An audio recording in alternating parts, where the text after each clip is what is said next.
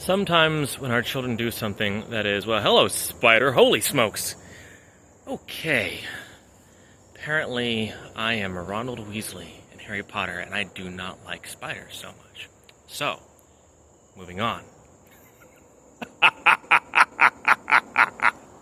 Sometimes we are dealing with a situation with our children when it behooves of us to ask, is this a case to discipline them because they absolutely know better and this is just blatant poor behavior?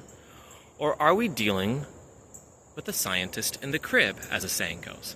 Now here's what this looks like. Well, we have this term, the scientist in the crib. Although it usually happens when they're young, like under the age of 3, it still can happen when they're older, 7, 8, sometimes 9. What happens is children are new to this world, so they're trying to learn things. So for instance, yes, we're going to get totally irate if a 13-year-old smashes a plate of pasta on the floor. We got issues. But if a 1-year-old does it, although we might want to say, don't do that, and shout, what could also be happening is we have our scientist in the crib.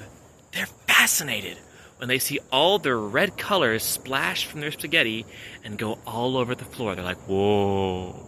So we want to correct them, but not in a way of chastising them, because all we're doing then is sending them a message of don't explore, don't create, and it kind of backfires the way their brain's working.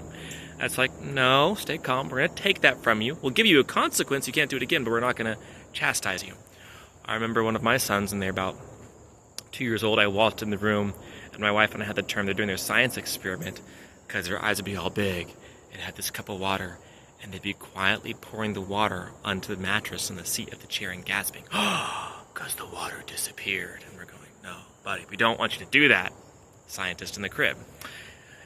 It's a bit easier to remember this when they're younger, but it can happen when they're older, and I'll give a case that happened with me. Fortunately, I never got caught, so my parents didn't have to bear this in mind, but I still remember this myself. My father had a massive library. I was about 8 or 9. I thought books were cool, and especially old books. And then I figured out if you pour liquid on books, they'll look older and more archaic and look better in your library.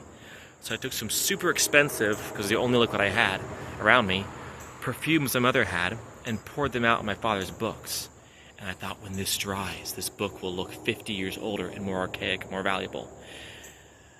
About 10 minutes after I did it, I realized how dumb I was, and I made sure my parents never found out, but I still remember it was an older case of being a scientist in the crib. Yes, if I was my own parent, I absolutely would have corrected myself, but I hope I would have also given myself the benefit of going, why did you do this, rather than just going, you're dumb, and go, oh, okay, that makes sense. Don't do it again. That's not smart, but I get where it's coming from. Ask ourselves, we're dealing with the scientist in the crib before we dish out the discipline.